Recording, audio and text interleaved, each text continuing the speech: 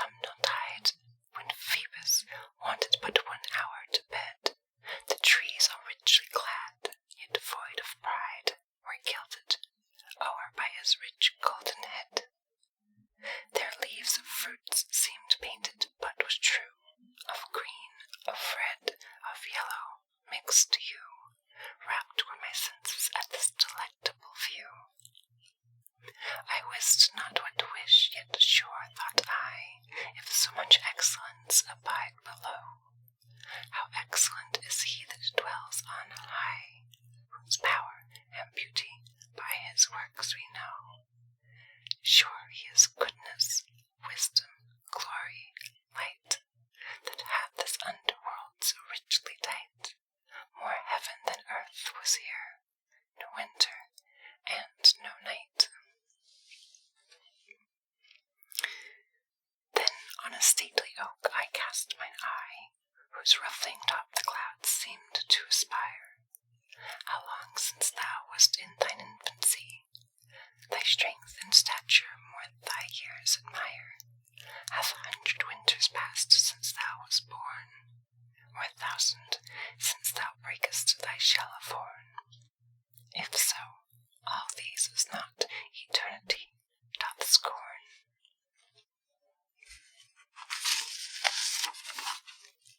Then higher on the glistering sun I gazed, whose beams was shaded by the leafy tree. The more I looked, the more I grew amazed, and softly said, what glory is like to thee? Soul of this world, this universe is I, no wonder some made thee a deity. Had I not better known, alas, the same had I. Thou as a bridegroom from thy chamber rushes, and as a strong man joys to run a race, the morn doth usher thee with smiles and blushes, the earth reflects her glances in thy face.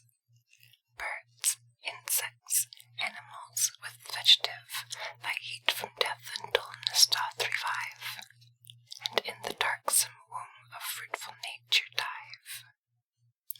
Thy swift, annual, and diurnal course, thy daily straight and yearly oblique path, thy pleasing fervor and thy scorching force, all mortals here the filling knowledge hath. Thy presence makes a day, thy absence night, quaternal seasons caused by thy might. Hail, creature, full of sweetness, beauty, and delight. Art thou so full of glory that no eye hath strength thy shining rays once to behold?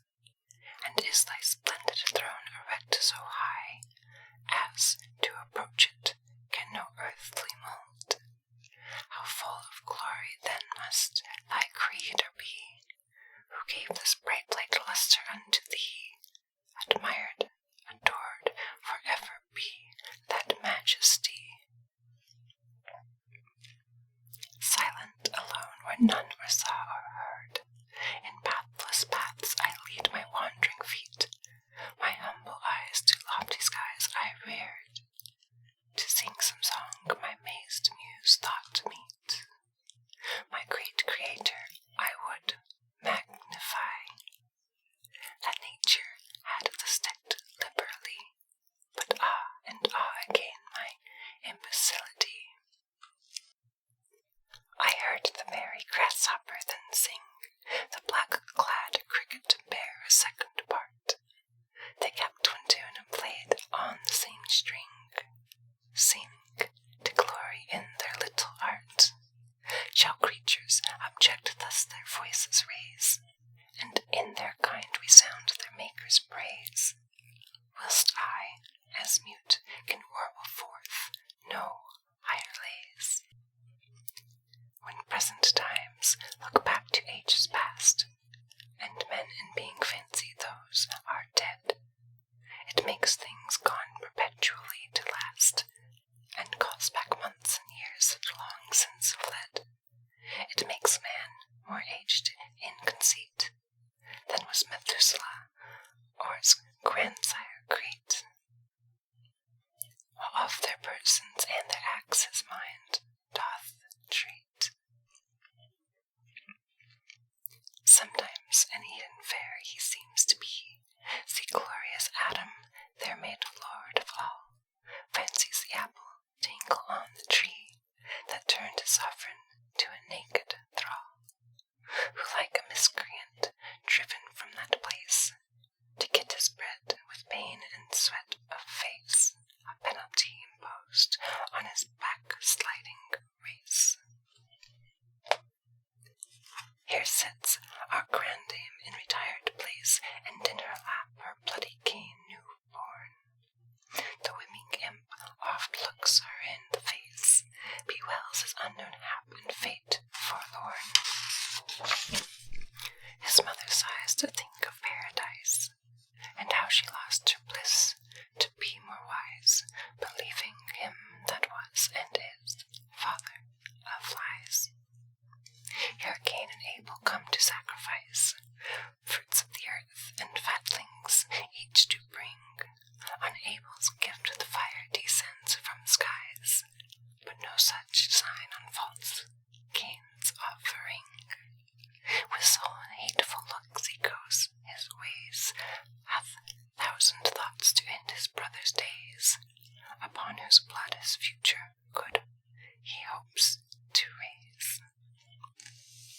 There Abel keeps sheep, no ill he thinks, his brother comes and acts his fratricide.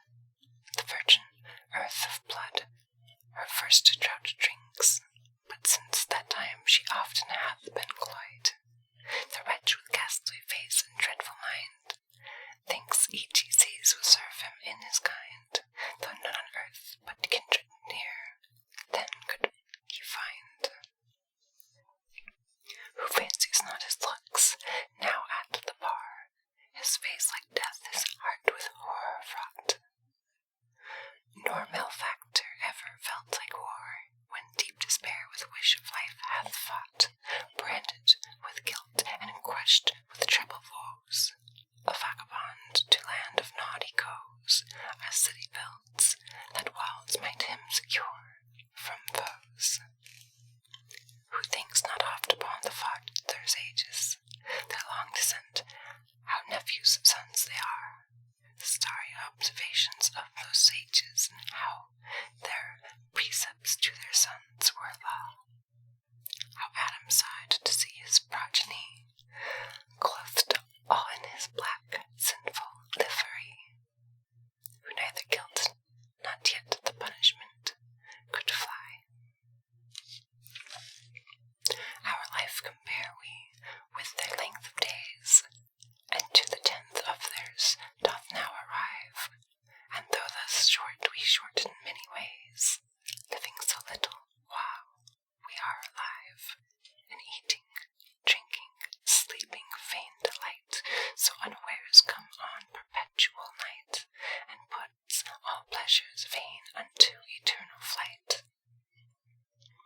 When I behold the heavens as in their prime, and then the earth, though old, is so glad and green, the stones and trees insensible of time, nor age nor wrinkle on their front are seen. If winter comes, and greenness then do fade, as spring returns, and they more youthful made, but man grows old, lies down, remains where once he laid. By birth more noble than those creatures all, yet seems by nature and by custom cursed. No sooner born, but grief and care makes fall that state obliterate he had at first. Nor youth, nor strength, nor wisdom spring again, nor habitations long their names retain, but in oblivion to final day remain.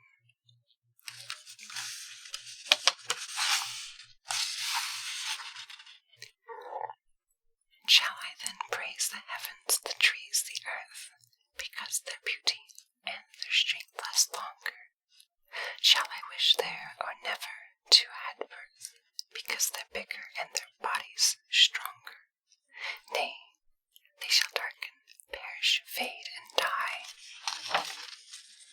and when unmade, so ever shall they lay. But man was made for endless immortality. Under the cooling shadow of a stately elm, close sate I by a goodly riverside, where gliding streams rocks did overwhelm, a lonely place with pleasures dignified. I once that loved the shady woods so well, now thought the rivers did the trees excel, and if the sun would ever shine, there would I dwell. While on the stealing stream I fixed mine eye, which to the longed-for ocean held its course, I marked nor crooks nor rubs that there did lie could hinder aught, but still augment its force. O happy flood, quoth I, that holds thy race, till thou arrive at thy beloved place, nor is it rocks or shoals that can obstruct thy pace. Nor is it enough that thou alone mayst slide, but 100 brooks in thy clear waves do meet, so hand in hand along with thee they glide, till Theda's house, where all embrace and greet. Thou emblem true of what I count the best, oh, could I lead my rivulets to rest, so may we press to that vast mansion, ever blessed. Ye fish, which in this liquid region bide, that for each season have your habitation, now salt, now fresh, where you think best to glide, to unknown coasts, to give a visitation. In lakes and ponds you leave your numerous fry, so nature taught, and yet you know not why, you watery folk, that know not your felicity. Look how the wantons frisk to test the air, then to the colder bottom straight they dive. Eftsoon of Neptune's glassy hall repair, to see what trade they, great ones, there do drive, who forage o'er the spacious sea-green field, and take the trembling prey before it yield, whose armor is their scales, their spreading fins, their shield. While musing thus with contemplation fed, and thousand fancies buzzing in my brain, the sweet-tongued Philomel perched o'er my head, and chanted forth a most melodious strain, which rapt me so with wonder and delight, I judged my hearing better than my sight, and wished my wings with her a while to take my flight. O merry bird, said I, that fears no snares, that neither toils nor hoards up in thy barn, feels no sad thoughts nor cruciating cares, to gain more good or shun what might thee harm. Thy clothes ne'er wear, thy meat is everywhere, thy bed a bow, thy drink the water clear, reminds not what is past, nor what's to come dost fear. The dawning morn with songs thou dost prevent, 600 notes into thy feathered crew, so each one tunes his pretty instrument, and warbling out the old begin anew, and thus they pass their youth and summer season, then follow thee into a better region, where winter's never felt by that sweet airy legion. Man at the best, a creature frail and vain, in knowledge ignorant, in strength but weak, subject to sorrows, losses, sickness, pain, each storm his state, his mind, his body break. From some of these he never finds cessation, but day or night, within, without vexation, troubles from foes, from friends, from dearest to nearest relation. And yet the sinful creature, frail and vain, this lump of wretchedness, of sin and sorrow, this weather-beaten vessel racked with pain, joys not in hope of an eternal morrow, nor all his losses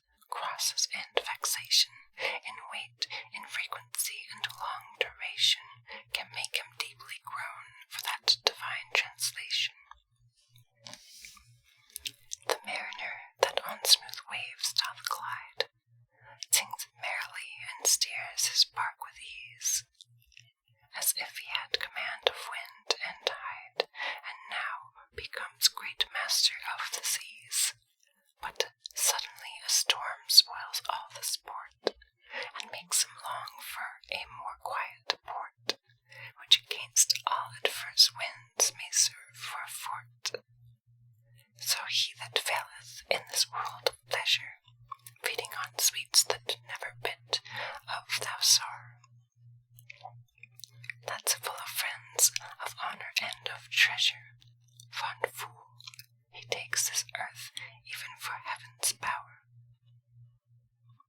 But sad affliction comes and makes him see, here's neither honour, wealth, nor safety, only above is found with all security. O time, the fatal rack of mortal things, that draws oblivion's curtains over kings, their sumptuous